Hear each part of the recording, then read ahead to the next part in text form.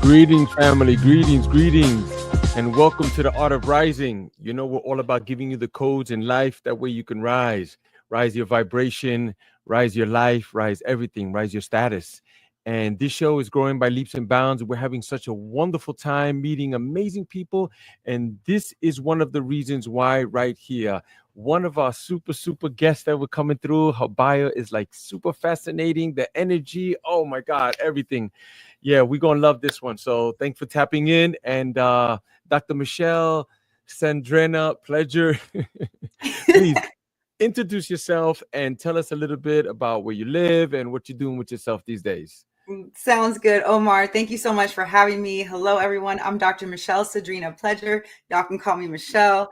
These days, I am living in North County, San Diego, in a little city called Escondido, living my best life. I am the director of Liberation at the High Tech High Graduate School of Education. And then I'm the founder of my own company, Living for Liberation. So everything I do in life has to do with getting free, freeing people, freeing systems. And I just feel blessed to be here. So thank you for having me. Of course.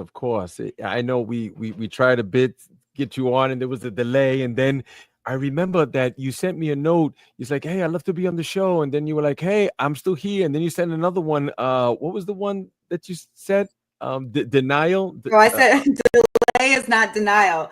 I'm a firm believer. It's not a no until it's a no. And so right. Delay is not denial. And here we are. It's a yes. I love that. I love that fire. Right. You said that was your mantra. I said, oh, man, I took it right away. I was like, that's mine, too. Yeah. I love it. All right. So you have all of these things going on with yourself. Why don't you tell us a little bit about, you know, where it all began, where you grew up, and how was the living situation and those type of things? Yes, definitely a rocky upbringing. I was born in San Diego, and at the time, my parents were doing really well, but my father got addicted to drugs. And when I was about 2 years old, he abandoned our family. He became a drug dealer in East Oakland. And my mother, brother, and I, we moved to San Bernardino, California.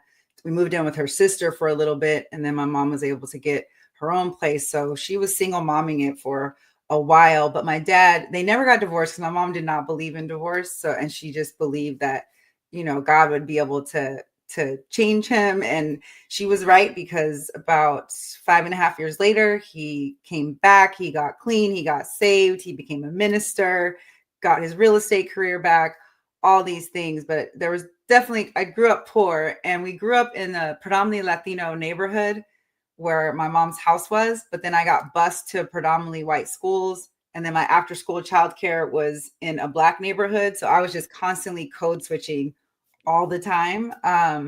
So it was like very hard to feel a sense of belonging anywhere, because I was just shape shifting all the time. And it took a lot of years for me to get to a place where I know who I am. I belong to myself.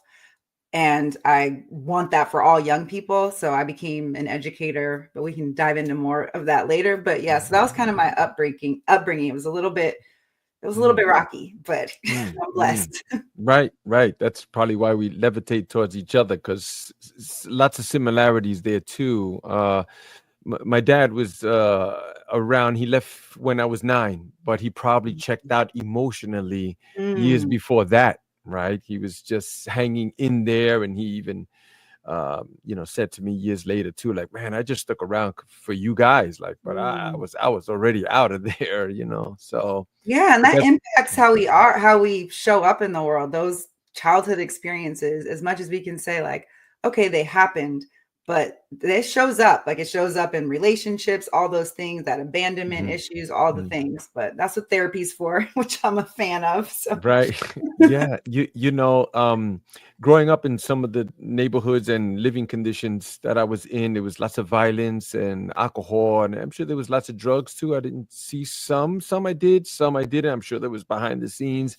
But it affected me too. It affected me deeply. I didn't know till years later, stuff like right. that.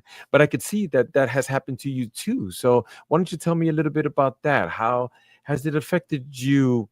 How did you notice or come to some awareness or realization that some of these things, affected you and impacted you deeply? Yes, I would say what affected me the most was once I got bused to the predominantly white schools, I started, because I wanted to fit in, I was like trying to find belonging. I developed this, I shouldn't say I developed it. It was appropriated because you have social, not social media, but regular media at that time, plus the messages you're getting from school that are basically telling you white is better. Like it's better to be white than any other race. And that's who I was around at school at that time. So I grew up with a lot of self-hatred, like not wanting to be who I was, not wanting to be Black, not wanting to have dark skin. And that caused me to just shed parts of my identity to try to get this acceptance of this group of people. And that took me decades to unlearn. And I would say probably it wasn't until I was in my 20s when I became a teacher and I was in charge of my own curriculum because I worked at a project-based learning school where the teachers design their own projects, design their own curriculum.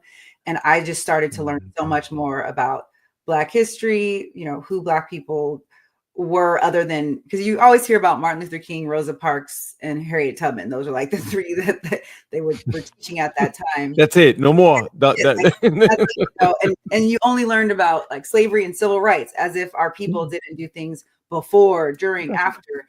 So when it was like within my own control and power to learn, and I wasn't just receiving what other people were saying, then of course I'm learning a ton more and realizing that Black is beautiful.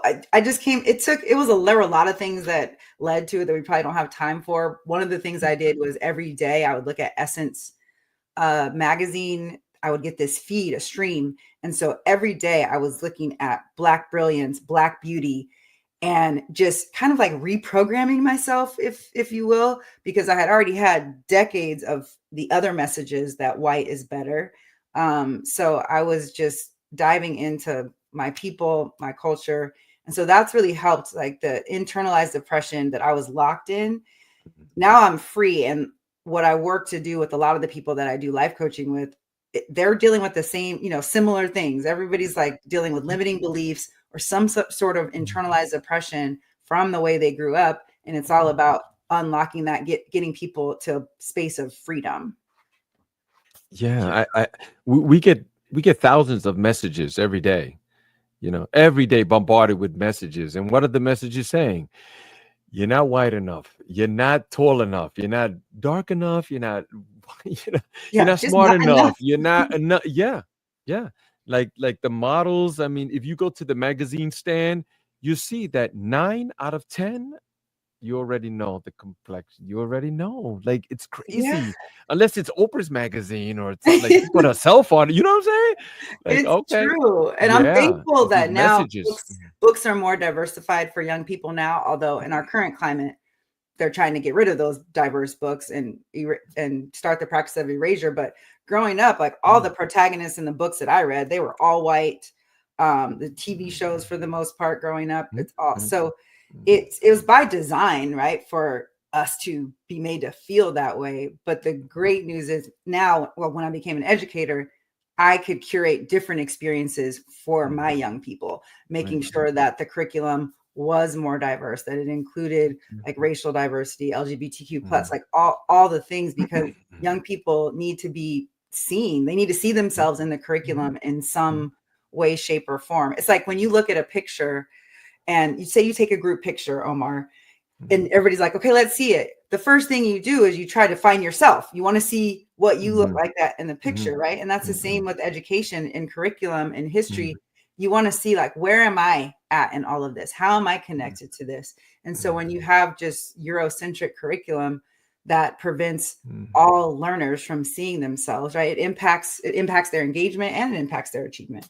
Mm-hmm. Yes, yes, it does. It does. And I would like to say that we're just speaking about the isness of things. That's all. We're not like right, pro this or that. It's just the isness. It's Yeah, just the is what this happens. that the is this. Yeah, it's just the isness. It's just is.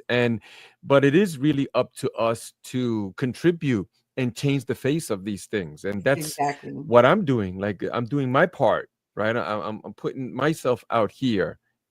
Hey, I get all these thoughts too. Like I'm not enough, and people are not gonna like my voice, or what about my hair, and what about I'm not. Yeah, it's like all these kind of things. Yeah, but I just push past those things, and I can see that that's what you're doing with people, with young people and things of that nature, right? But Yes. And now with adults, because now I teach adults. I taught K-12 for about 15 years. I see And that. now I am working with adult learning. I mean, sometimes it's even harder because they've spent years being not free, or years, decades in their own internalized oppression. So there's a lot to like dig into, to unravel, to really combat the limiting beliefs that they have about themselves. But I love the work. Freedom of any kind I'm here for it. Right, right. Some people ask me too, like, "Wow, how'd you do this? How'd you do that?" And similar to what you said, like I brainwash myself. That's what I do. I hear like all of these, motivational speakers, right? To just, like keep that mantra, just going in my head, Yes, to the yes. point, like it just flows out of my mouth, like, hey, I'm this, I'm a winner. What are you talking? I'm a champion. I'm Yes, I'm I I'm love that royalty. energy. Yeah, I'm a high You're priest. Like I don't what, and people looking at me like, oh man, whatever this guy, and that's okay too. That's No, but okay. it matters what you're feeding your mind, like what do they say? Like where your focus goes, energy flows. And I have a playlist that it's called Get Your Mind Right playlist. And it's just like you said, it's just motivational, uplifting, like you are worthy, like just really, because my inner critic, she is loud, she's repetitive, she's mean. So Yeah. I have to work extra hard to Mhm. make sure the messages that are coming Yeah. in are positive, that they're like promoting my well-being and supportive, and it allows me to show up better for other people, because if I'm full, then I have people can get my overflow, right? Like I heard someone say one time, what's in my well is for me, but the overflow is for other people. So it's important that I, prioritize, make sure what's in my well is sustaining and fruitful and all of those things. So I I love that. I knew we were aligned. Yep, yeah. I feel it, the energy. I do, I do. Once you work in this area, you get to see some things. But for me, I listen to guys like Les Brown, Eric Thomas, Inky Johnson. If people know Inky Johnson, you don't know Inky Johnson? I don't know Inky Johnson. Les Brown is my dad's best Right. friend. Oh, There, so I was actually yeah. with Les last year. Oh, He was coaching me on charging more for my speaking engagements, but I know he's he put it freaking in. Yeah. amazing. Oh, amazing. But Eric Thomas is another big one. And he hangs out with another guy called Inky Johnson, which he was going to the pros. And his story is that he got hit right before, like it was like one of the last games, or the last game before he stepped into pro, and he got hit and he went down and he just didn't feel anything in his lower body, and they carried him off. And then, he almost passed on, but his life was saved. And then he can't move his right arm, and then they just started talking to him and telling him, hey man, you should start speaking to people, like you got a great story and all of that, like, and he's like, man, I don't want to do that, no. But like we said offline, God has another purpose for us. Sometimes we don't want it, or we're not even looking for it, but here Yeah. we are, like, so he's another great one. And David Goggins is another big one for me too. Write this down too. Yeah. He's a big one too for me.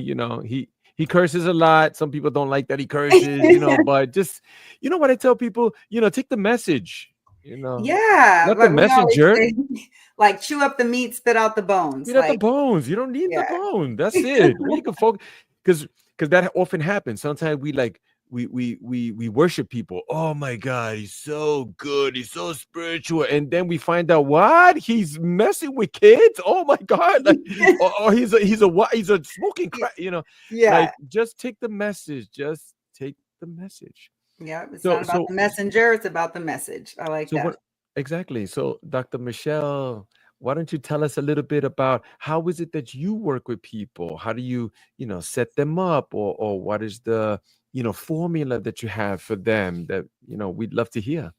Yeah, definitely. I work in so many different lanes. So, for my high graduate school of education work as director of liberation, I work across several teams, but we work with educators of all kinds. So, school leaders, teachers, and young people.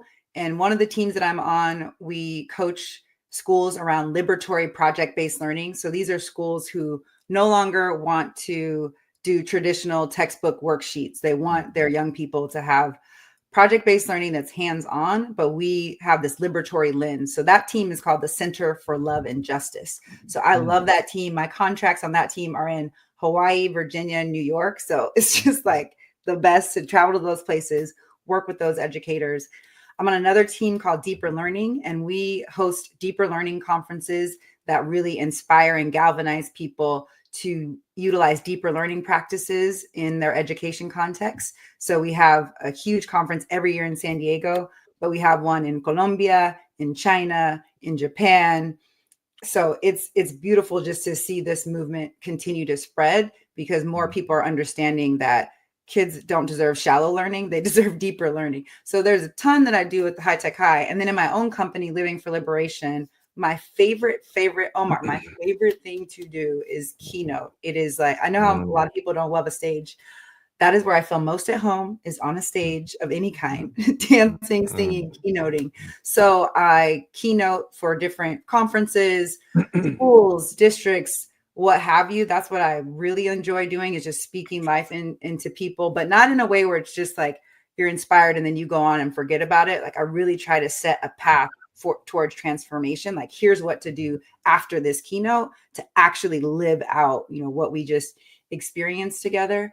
I give one of my signature workshops is called Freedom Dreaming. And so that is, I've done it virtually, in person. This workshop has never failed, knock on whatever this is, because it really gets people into an expansive place of dreaming about what's possible. I think Lucille Clifton said, we cannot create what we cannot imagine. And so I love that workshop because it gives people time to create and imagine. But then I also created this step-by-step guide for how they can actually manifest that freedom dream. So it's not just freedom dreaming, but freedom doing. And then I do life coaching for folks who just, you need support and just think through something, some limiting belief or somewhere that you're stuck and you just need someone to like kind of ask specific questions, because the answers are already inside everyone. We know that they're in there, but sometimes we need support and how to bring those out. And so that's something I really enjoy doing. That's one-on-one. So yeah, whether it's speaking, workshops, or coaching, that's my jam. And then I also write a lot too, as we already discussed a little bit before this call. I love that. That is just powerful. Um, a story about myself. I believe I was about like in the fourth or fifth grade. I think it was in fifth grade. And there was another kid in the class that was reading for Christopher Columbus play. And I said, "Oh, I could read." And they said, "Okay, so go ahead." So I was so colorful out, and they were like, "Wow, man, you got the part. You're gonna be Christopher Columbus." I was like, "Yeah." All right." So I studied my lines and everything, and then the big day came, and I got on stage, and I froze.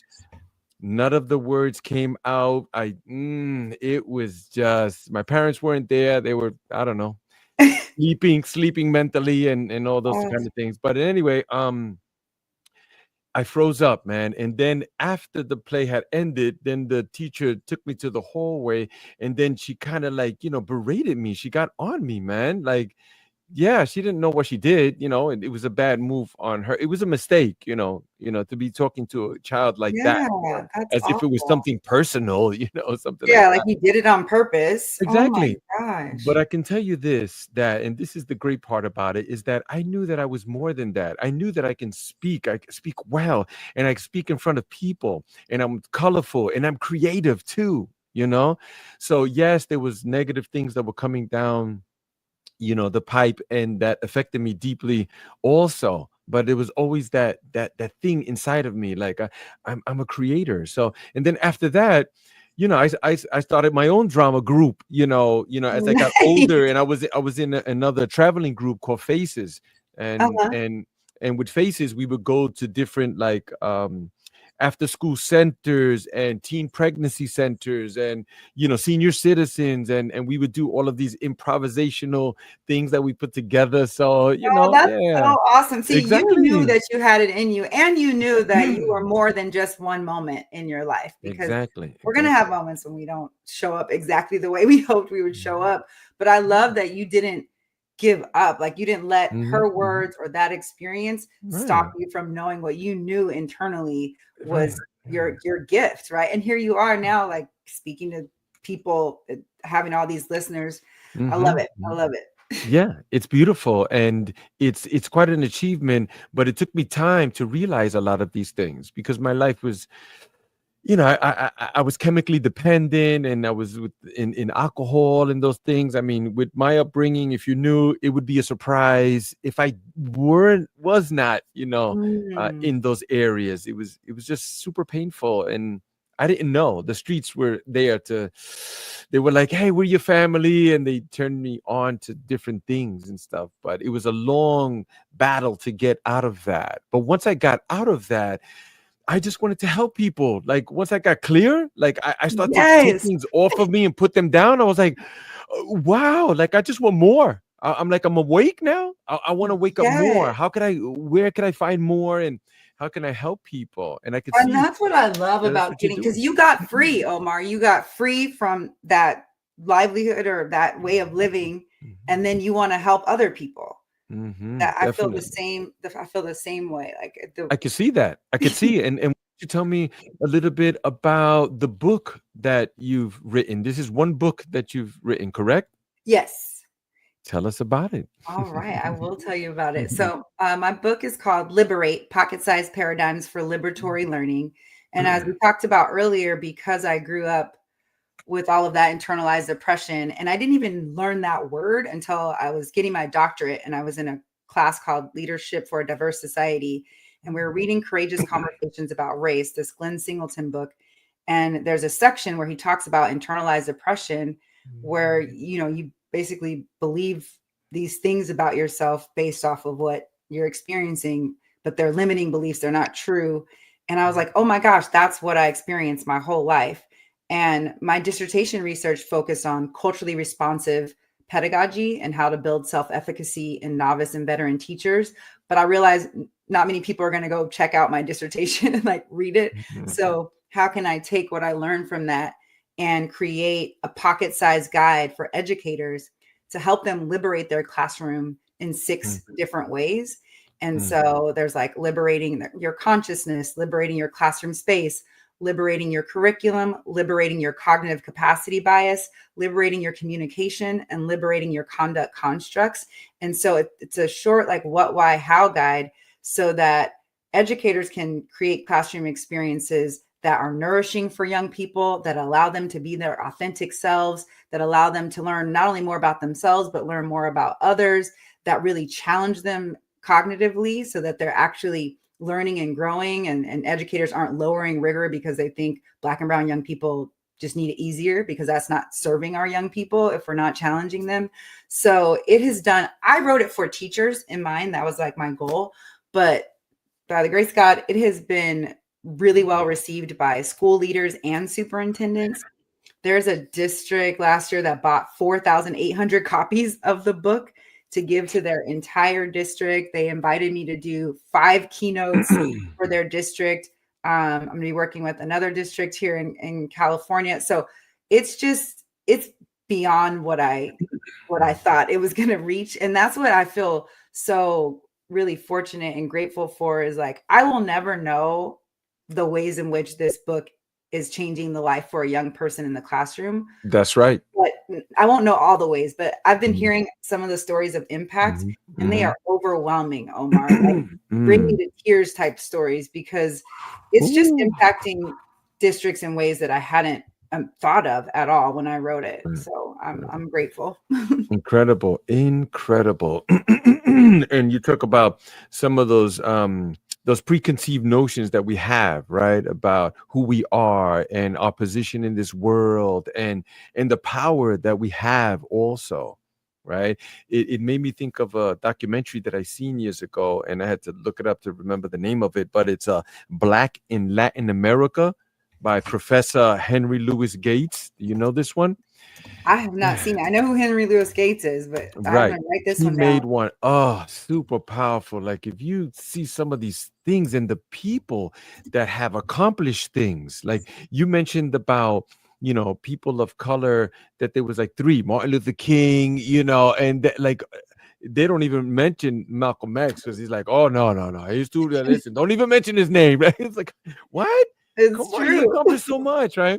But you get to see, the people that stood up against things like, wow, man, would you do that? And then I personally feel that there should be statues of these people like all over the place, man. Agreed. Yes. All +1 to over. that. Sometimes I pass these statues, I'm like, who's that guy? Like, you already see, he don't look nothing like me or nobody I know. Why are we celebrating this person? No, I totally Exactly. agree.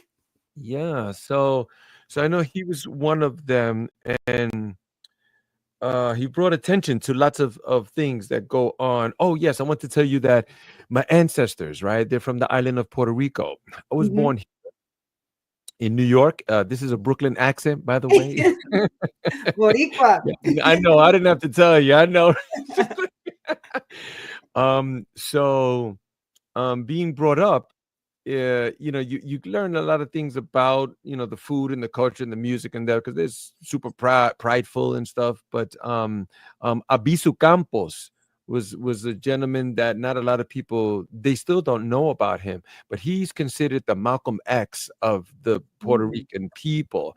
He wanted to liberate Puerto Rico, telling people like, hey, we can't even eat our own bananas. Like, they're not here to liberate us. The US is not here to help us, man. Like, we need to break free and just be our own thing, Yeah. And he was the first Puerto Rican to graduate from Harvard with honors, and they tried to suppress him, and there was all kind of things. But I'm just saying that he is another gentleman that we don't know about, that we should know about in order to liberate ourselves. Right? Exactly. Thank you for telling me about. I wrote the name down. I'll Of definitely look course. into both of these. Abisu Campos. Yeah, Abisu this. Campos. Yeah, great guy. It was a funny story. I'm gonna tell you real quickly that Yeah. he was fighting against some of the people that were in the government. He was like, come on, man, that's not even true or possible. And he was a lawyer too. Like, so you think of like Gandhi, same type of character. Like, he was not having it. Like, he was super smart, man. He was like, come on, please, And one of the government officials came out from the government building, and he crossed the street and he walked up to the guy and he slapped him in the face. Pow! And they arrested him. Yeah. And he was in front of the judge, and they said, you struck an official on U.S. government ground. And he went, no. I waited till he crossed the street. It's the details for me. Yeah.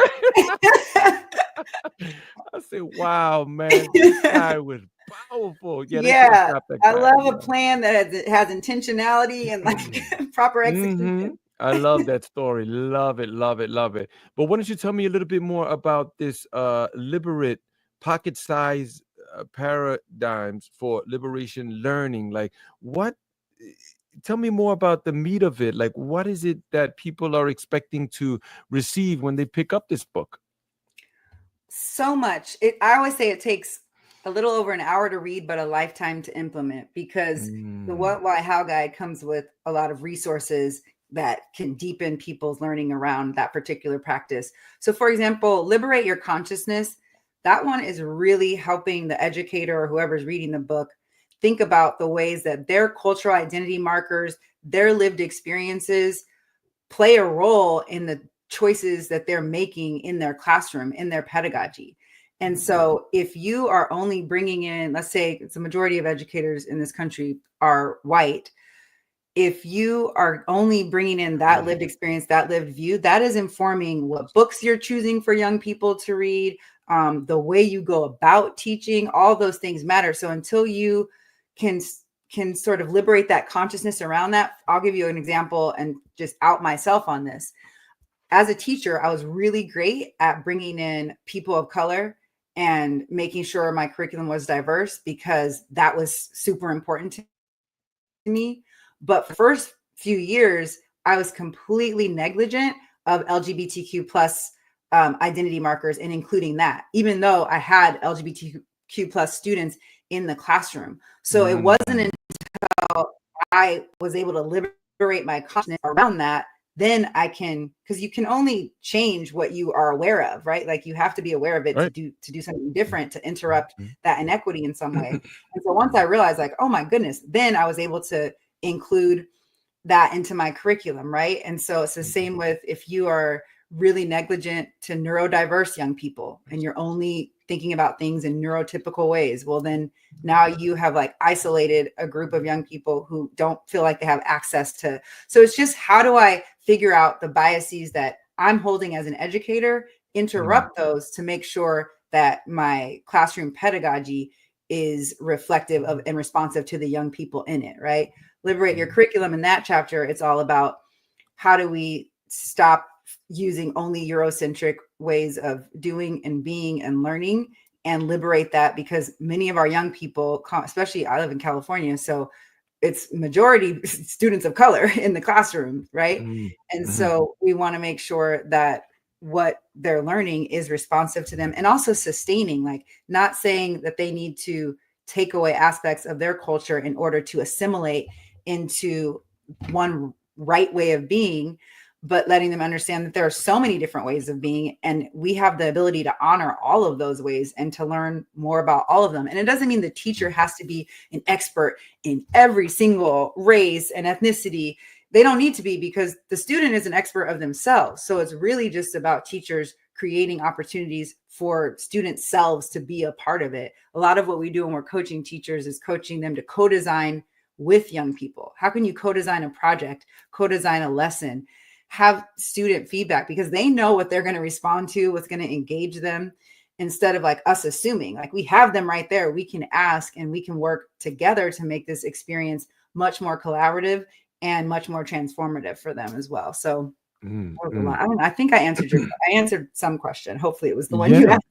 Of course. I mean, because, I'm always impressed with someone writing a book, and I've read many books. And one of the reasons why I was always impressed is because as a kid, I used to look at the books and be like, man, these are a lot of words. Like who put this together, and then as you get older, you start to think about, hey, I have a story too, man. I want to put it out there. And I have these things on me, like they're just like telling me, like, let's go. The book is there. The book is, and for years it's like, all right. But I also learned that the universe will give you something, but if you don't take it and use it, it just gives it to somebody else. That part. And you have more than one book in you. Just from the brief time that I've known you, you've got several books in you that are waiting to come to fruition. So I'm excited for that. I was thinking about one powerful book that I read also that I love to inform listeners too. It's The Miseducation of the Negro. You know this one, right? Yes, it's on my shelf somewhere, actually. Exactly. Powerful book. Oh my goodness. Like, wake up, man. I try to tell people, I always recommend lots of great books. I've gifted many, and I'm looking forward to getting my hands on your book and gifting it as well. But that one too, like, it helped to open my eyes, where he was, and that was written in the 20s. And he was like, he said, somebody came to my place looking for a job, man. He was like, man, I need a job. He was like, okay, well, we need somebody, to go get some coffee and clean up the place. Oh, well, I'm not going to do that job. He was like, you see how we are. But one of the most powerful things also, he says that People of color are just like that. When you tell them to go through the door, even if there is not a door, he makes the door right Yes. there. Like, Yes. so we need to check ourselves and who's telling us what to do and where we're going. We're more Yes. powerful than that.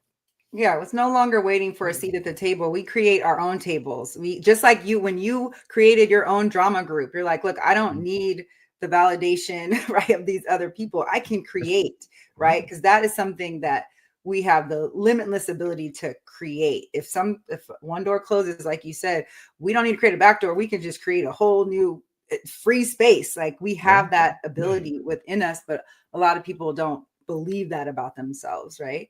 Mm, Anyway, so I'm so right. excited for what you're gonna write one day. Thank you. Thank you so much. I appreciate you for your encouragement. But we're super powerful, and that's what I try to tell people here at we're the Omziel Healing Sanctuary.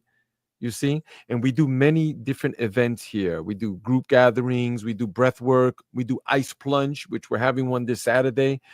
And anybody who stays to the end of this podcast, we want to be able to help them get in on Saturday. We want to help them with something real special, so hang out to the end. That's the hook right there. But you know sometimes we just want to grab people and like be like, man, you don't have to walk around like that, man. Like, wake up. Like, guilt, shame. Oh my God, these were two big ones for me. And Oh yeah. tell me about that. Yeah, I can't remember. I think it was Brene Brown who said it, or maybe it was Tema Okun, but she was like, "Guilt and shame, great place to visit, but don't stay there." Oh, it's Tema Mm, Okun, yeah. Great place to visit, but don't stay there because it serves no one. When like it's not serving you, it's not serving the people in your life. When we stay in like guilt, shame, or I'm often in blame and shame spirals that are just not. That's why I love. So my podcast is all about, it's called the Unapologetic and Uninterrupted podcast. And it's all about how to live a life of authenticity, freedom, and joy on purpose. Because that is what, to your point earlier, like we have that ability. We can live a life of authenticity, freedom, and joy on purpose. There are ways to do that. It sounds like people who go to your center get to open up more ways to do that by having that embodied experience with you that has like breath work and has them unlearning some things that they probably need to unlearn in order to get free. So that I need to check it out. I need to come for my own healing at your place. But so with the first season of the podcast was all about liberating your life in different ways. So like episode 1 is like liberating your unlimited potential. Episode 2, liberating your emotions. Episode 3, liberating your vulnerability, right? And it's just supporting people and just being more human and embracing their own becoming in these beautiful and nourishing ways. And so I love it. And that's just a free, I like to offer free things because some of my things, obviously, to book me for speaking and things that cost money. But the podcast, I really wanted to just a free way for people to access a little bit of inspiration that could be helpful for them or their community. That's great. That's great. Oh, pay it forward, right? I know. Exactly. Yeah, I'm into that too. I'm into it. We try to help people. We're not a doormat either, and nobody likes that. But if you're sincere and you need help, hey, we're doing something. Come on in, man. And, yeah. Let me. How can I Yeah, help you? Can I help you in some way? I'm there for you. I love that. That's So, awesome. so tell me a little bit about the podcast. Like, what really brought it on, and how long has it been around, and things of that nature. Well, like I said, it was more of wanting to, a few reasons. One, making some free content, free inspiration. Also, I'm one of those people who's like, I'll think of something and be like, I wonder if I can do that. Like, just to prove to myself, I could do this. I could do a podcast and then I'll try it. I could write a book. Some things I do just to challenge my own self and my ability to do it. Um, and I just wanted to inspire people. And because I just have a lot of things to say, Omar, like I have a lot of thoughts that it's more helpful to get them out. And I was sharing with actually on this recent podcast episode that sometimes like we are our own medicine. The thing that we're trying to give to other people is because we actually need it ourselves. So for example, the episode that's coming out this week is called I Embody Ease. And that's because that's what I need right now. Personally, I need to be in that practice. And so, yes, it's helping me, but my hope is great. I want to share what I'm thinking about how to do that, how to embody ease with other people to see if it can be helpful for them as well. So it started, I was just like, I'm just going to do one episode a month. This was last year, one episode a month. That's what I have capacity for. And so that was that. Now we're in season 2. And I decided to do more frequent episodes, but shorter, kind of like 10 to 12 minutes, like bite-sized inspiration. So we're seeing how that format goes. And this year is focused on active affirmations. Like, how do we not only just say these things to ourselves, but what can we do that's in alignment with those things so that it's actually sustainable, you know? So that's what it's about. I love doing it. I hope people like listening to it. And yeah, that's about the I'm sure they do. I'm sure they do. I mean, there's so much noise out here, and it's getting even noisier too. But I figure, hey, if you're gonna hear something positive, you know, right. why hear negative stuff? Like, even if you think like, hey, well, that's just music, you know, or it's sports thing. What's wrong with that? But what is it doing for you? Exactly. It might make you feel good because scientists already know that this is the dopamine that they're feeding us. It's these little hits of dopamine. Yep. That's why we're stuck on the phone. We're stuck on the, laptops and stuff. We're stuck, with the music and these, type of Yep. things. But let's dive deep into positive things that help us, things that change us deeply too. Yes. Like, why can't that be cool? Like, why can't that Yeah, be in exactly. style? Like, love, being uplifting, being supportive. Like, that is what is attractive to me. And that's what I would love to see. And I'm attracted to people who embody that as well. It's like, why can't that be the thing that goes viral? Instead of like all this negativity going viral, why can't like positivity, love, optimism, like that could go viral? Yep. We're going to make it go viral. Right. That's it. We have to. We're doing it, because flat earth, round earth, 12 months, 13 months, what does that really matter? Like, for real, like, just get on your game. Like, these are distractions. Exactly. That's it. They're just distractions. You still got to get up in the morning and, help yourself, help your family and those type of things and change yourself. So I was wondering, what was there a pivotal moment that helped to shape your journey, to where you are today? Or was it a sequence of things? Yes. Yes, both to both of those things. But the pivotal moment was my divorce, actually, which I refer to as liberation. But my first act of liberation was getting a divorce. I'm sure that's what they say about me too. So I don't even say I'm divorced. I always say I'm liberated. Liberated.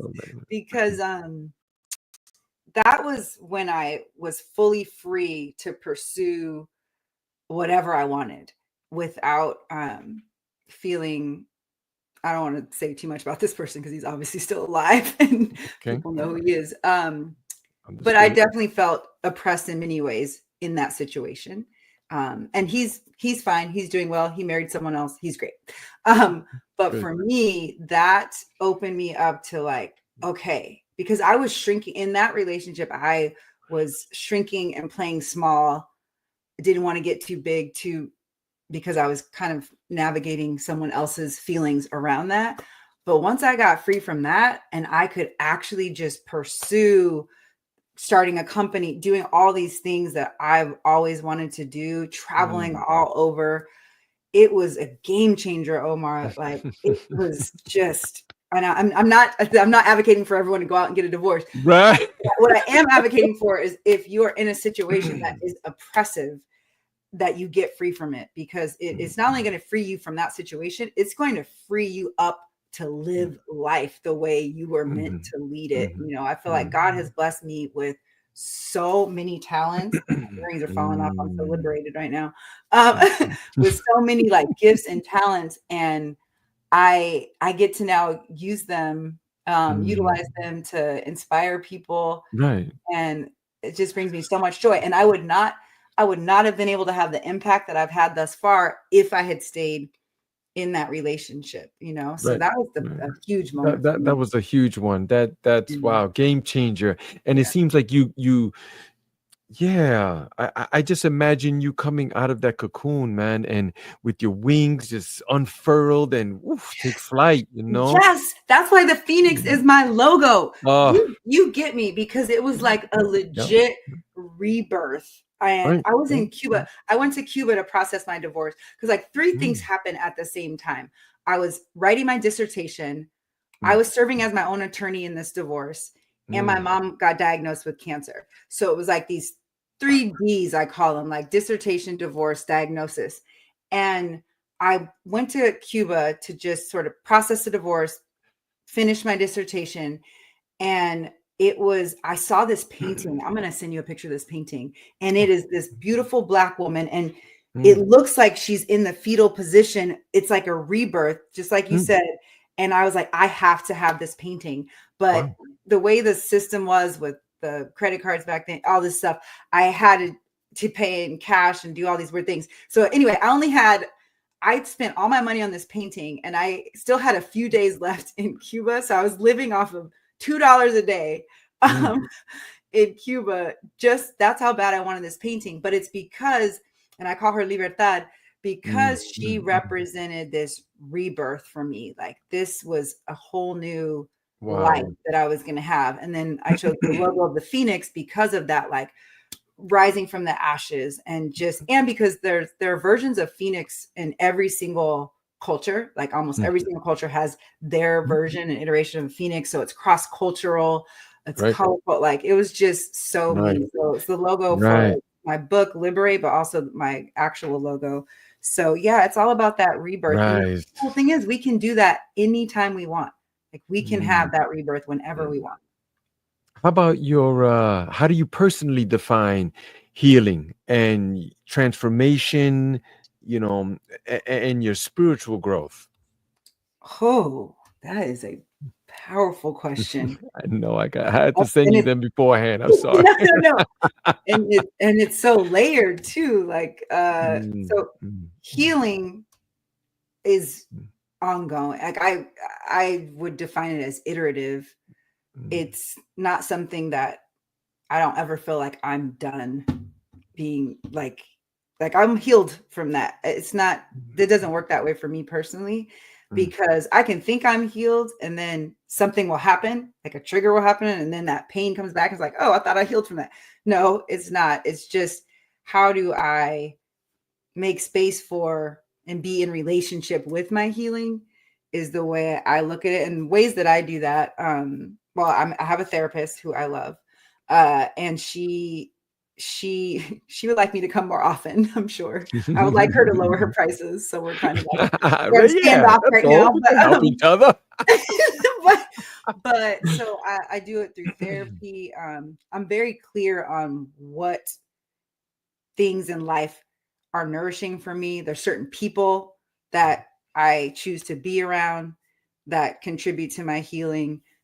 Spending time in nature, breath work, like you were talking about earlier. So there are Mm, so many that's ways. right. Music. There's not like a one thing that I do that nurtures my Okay, healing. Sorry, you right. asked about two other things too. Yeah, yeah. And I love the way you say that too, because for myself, it's similar too. There's just like no one, like there's like this process I go through, and there's many times I don't feel like it, but it's the only way for me, you know. Yeah. But how did you define the healing, the transformation, and the spiritual growth? Yeah, I would say my spiritual growth, my faith. I've been a woman of faith since I didn't have a choice in it. Like I grew up in Mm, the church, learned the books of the Bible at age 5, still know mm, them all by heart, mm, could sing the mm, whole song. So I've always grown up in the church. So God has been a constant in my life all the time. So my spiritual growth is connected in that, whether it's going to church. Sometimes I can't go to church in person because I'm traveling, but I'll mm, listen to sermons. One of my dad and I, our favorite preacher is Bishop Bronner. He's out of Atlanta. And when we went to go visit Les Brown, actually, mm, we went to go to Bishop Bronner's church as well. So I make sure those kinds of positive messages are going into my mind, and so that supports my spirit. And then I keep forgetting the third one that you said. I think you said social. Yeah, it was transformation. You Oh, know, how would you yeah. personally define your transformation? Oh, that's a really great question. I've never thought about how I Mm. would define my transformation. I guess right now I would define it as ongoing. Yeah, right, It's right, not it's right. not something that's static. Every day I'm learning, Mhm, even though I've gotten free in terms of, like, let's say my racial identity, mhm, then I had to get free in terms of my, like, I have undiagnosed anxiety. So I had to get free in terms of how do I want to share that with people, especially my coworkers, because there mhm, would be situations where, because they think, or because I'm a great speaker, they think I can just do things like that. Like, hey, can you mm, facilitate this workshop tomorrow? And right. I am that just stresses me out. I'm someone who needs like Mm, 2 weeks or more of, like, right. planning and all the things. Mm, But right. but I used to be afraid to, like, say that. So then I would just Mm, wreck myself trying to, get whatever they needed done with that short amount of time. And right, finally, when I just had the conversation with them, like, hey, this is the way my anxiety works. The way my anxiety is right, set up, right. you can't ask me to do thing a day before or 2 days. Like, I need 2 weeks or more, because it impacts the quality of the work that I do, but it also impacts my, like, life quality and ability to, like, function properly. And Right. so that has been great, because being liberated enough to share how that works. Now my coworkers know to come ahead of time. Like, we want Mm, her right, to, right, right. facilitate or speak on this. We need Mm, to respect that boundary of, like, the time that she respect, needs. respect. Exactly. You, So the more I get liberated in different aspects of my identity, like that's why I say the transformation is ongoing. Like, right now, what mm-hmm, I'm really mm, working on is, because I feel like I'm set in terms of, like, my professional life. I'm working mhm, right now on, like, getting my personal life together. I heard someone say that you can never have them both doing well at the same time. Like, either mm. professionally you're thriving and personally you're not, or vice versa. Nah. But I want to interrupt that myth, Mm. or like reject that myth, and Mhm. try to find a way to be thriving professionally, but also have a vibrant personal life. Right, right. I believe that we can have all of those things, but there's always challenges in everything that we do. So, I'm with my wife, like, man, I love her, woof, to the end, man. She's my savior, like many things, man. But there's times where it's like, but I also know in the back of my mind, like, that's just part of it. It's Yeah. just part of, so I don't try to trip too hard on that. I just try to just take a deep breath and be like, it's just part of it. Check Ooh, myself, beautiful. and when That's beautiful. we spoke earlier about that, like, hey, it's me, honey, it's not you, right? No, but I meant that. I meant that. I was not kidding. I really Yeah. know at the end of the day, it is me. It is.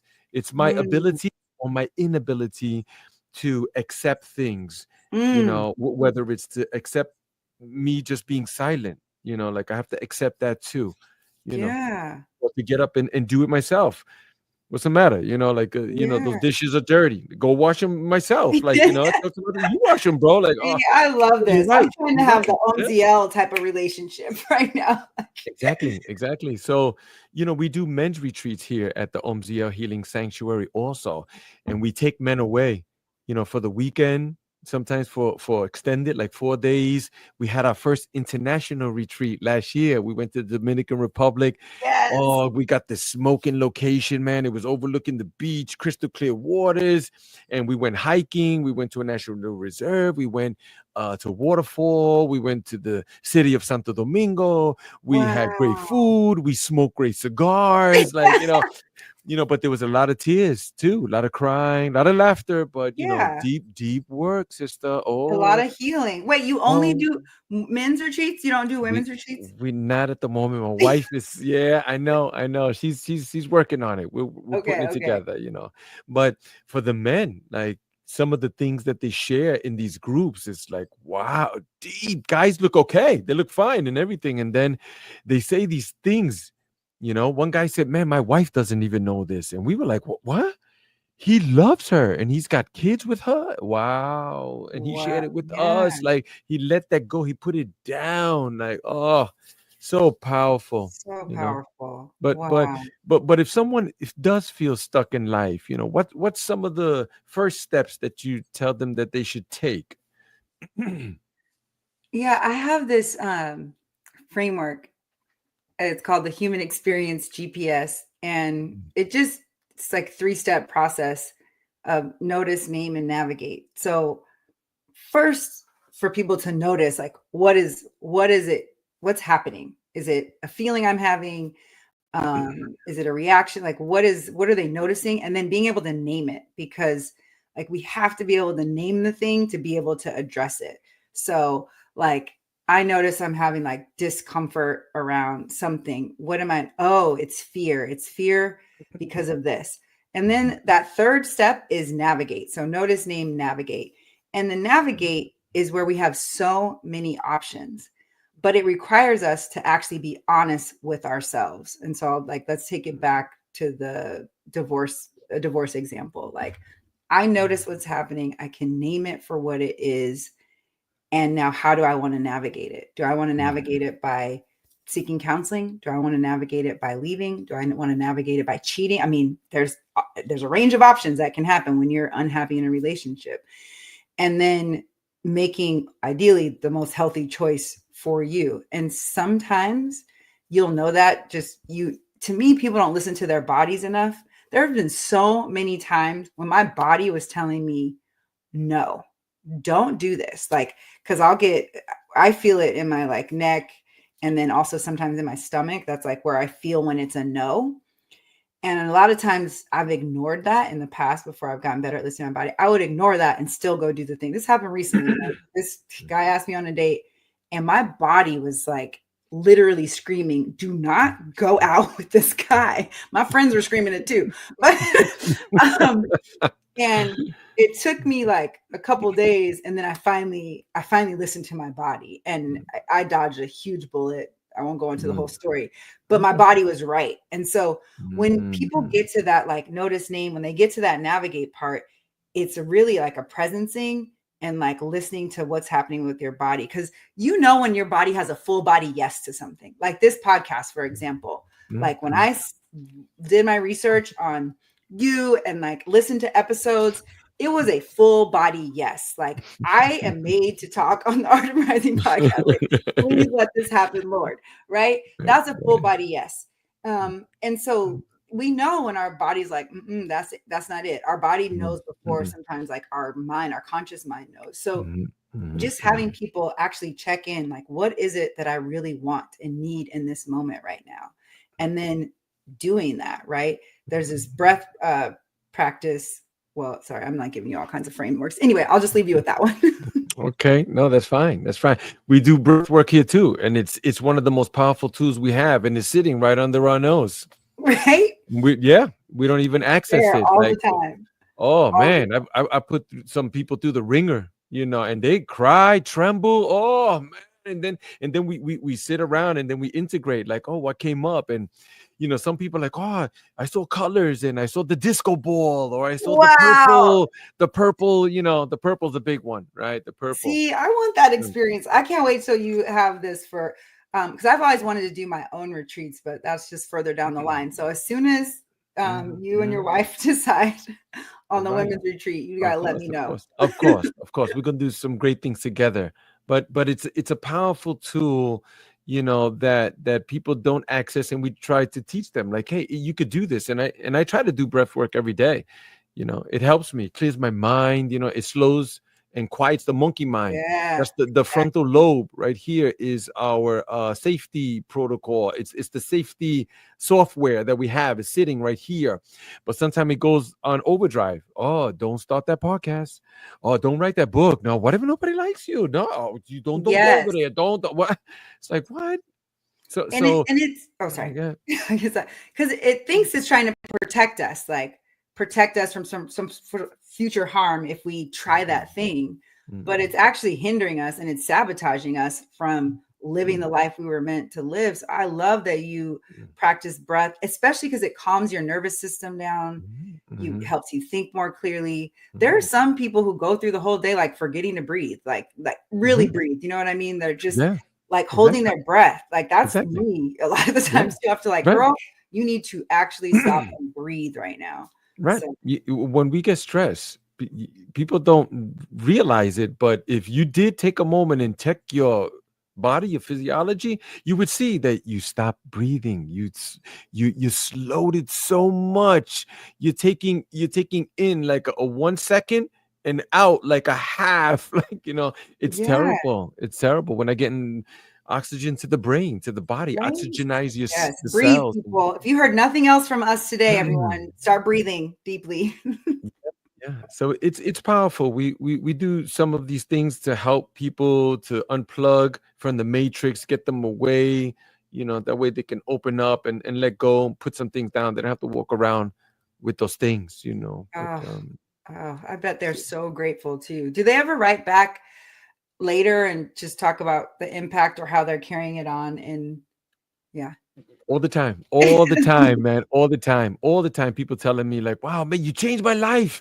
Oh my God, you helped me so much. Like, oh, this is opening and this." And then, sometimes like in my head, I get the little voice. We call it the roommate. We get that little voice like, "Oh, no, they're probably just they lying. They just bigging you up. Yeah, they're just trying to soup you up. They're probably gonna borrow $20 from you right now. Watch this. But no, they just thank you, thank you, thank you. I'm like, wow, you know, you do it. We like to tell people that the way we define ourselves is just like the usher in the movie theater. That's all we are. We're just trying to help you to get to your seat without knocking somebody's popcorn over. That's it. I love that. Why? Yeah, why? Because the movie's yours. It's your movie. You, Yes. you look at, yeah, Joe, we're just trying to help you. That's it. That's it. I That's love it. I'm harvesting both of these, the roommate and the usher in the movie. Yeah, the roommate comes from Michael Singer. He wrote The Untethered Soul, right? Mm. And he talks about, sitting in the seat of consciousness. We need to do that. We get all of these thoughts, we think it's us. Oh man, it's me. Oh, I'm no good. It's like they're just thoughts. That's all they are. Back up, sit in the seat of consciousness, because really that's who we are.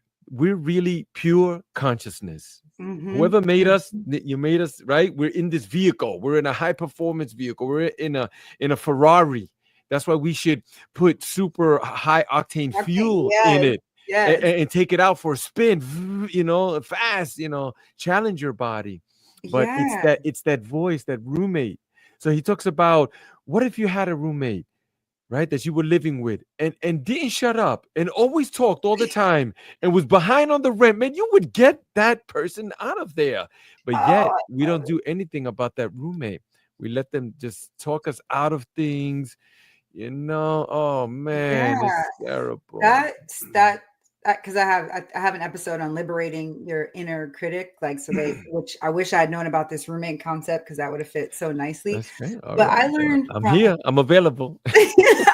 I learned from Laura Brewer. She taught me like you can be in consent with your thoughts or not in consent. Like thoughts are going to happen, Mhm. and then you need to say like, "Am I in consent with that thought? Like, do I agree Yeah. with that thought?" Because a Right. lot of Yeah. times you don't. We don't. That thought is Mhm. like saying oppressive, Mhm. horrible, limiting things to us, Right. and so Yep. like, Yep. how do we Yeah. talk back to that? That's How do we say right. like, "Oh, I'm not in consent with that thought right there, roommate. Oh, Right. Right. we're gonna Right. think something else." It makes me think of Les Brown, right? He says sometimes you have to go inside and be like, "Shut up! No, I'm in Yes, control here. That's it. yeah, because I'm the one driving coming. this." The call is Yeah, coming from inside the house, and you have to be like, "Mm-mm, I gotta hang up on you right now." exactly, exactly. So we're coming up past the hour. Thank you so much. But there's another question that I have for you here. And what message do you hope to leave behind through your work? Ooh.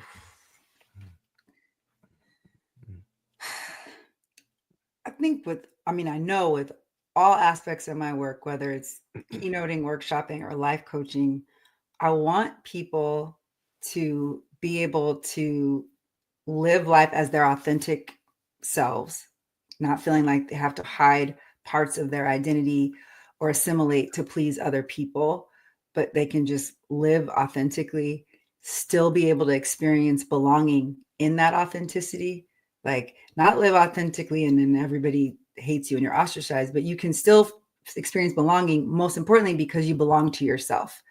Like I got to a place where I no longer wait for other people's permission for me to belong. Like that's not outsourced to them anymore. I decide if I belong. And as long as I belong to myself, I belong anywhere. And so now any space I go into, I can experience belonging. And then I would also hope that in that authenticity and in that belonging, that they realize their creative genius, that they are able to exercise creative genius in community with others. Similar to like how we're talking about, we didn't just get free and keep it to ourselves and keep our healing and our joy and all that to ourselves. We're using our creative genius to make other people's lives better as well. And so I feel like those are the sort of the ABCs, if you will, of like authenticity, belonging, creative genius, that I would hope for all people. That's beautiful. I love that. And I'm sure they will. Thank you so much. I appreciate you. Wow. Thank I'm you. gonna check back with you again. I don't know, maybe a couple of months or so, see what's happening with you. And then, we'll just continue. Yeah, I appreciate that. This conversation gave me so much life, Omar. I didn't even know, it's like exceeded my expectations. So I'm so grateful for Thank your you. Thank time and you. all that you do for your community. And we'll Thank be in you. touch. Okay. Well, I'm gonna put you backstage for a minute, close up Okay. here because I want to continue talking to you. All right. Sounds good. Okay. Whoo, there you have it, guys. I'm gonna leave some information in the show notes. That was powerful, super, super powerful. She also has spoken in the TED Talk. I mean, her resume, man, look her up, man, just for real. She's got plenty of things going on, plenty of things, and we're looking forward to seeing her again very, very soon. So until the next time, guys, peace and love.